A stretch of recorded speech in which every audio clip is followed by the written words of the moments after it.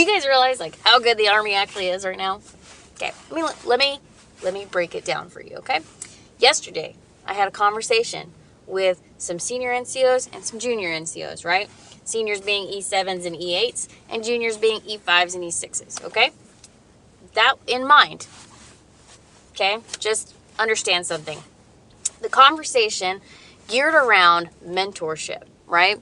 How many mentors have we had since our induction into the military, right? The Master Sergeant with 26 years of service said, I can count on one hand how many mentors I've had in the military.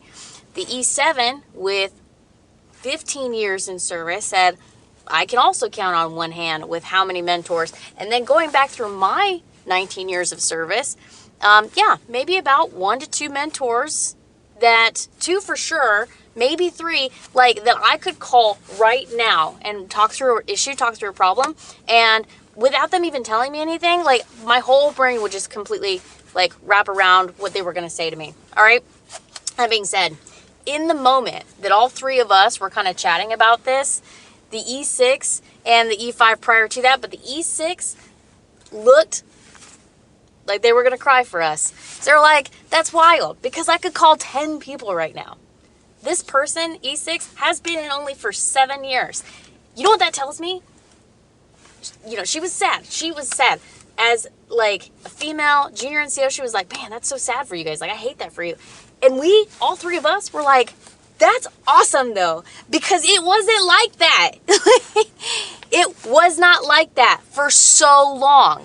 For so long, you were on an island. It didn't matter what unit you were in. Sometimes you were just on an island.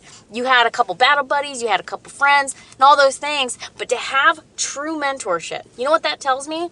That the toxic leaders that everyone always wants to talk about have retired, right? Like they've retired and they are gone, right? Because traveling through duty stations and bases and different units and things like that, you tend to forget certain things. But what that tells me is that every single mentor that junior NCO had, right? And she's younger, right? 24, 25-ish, right?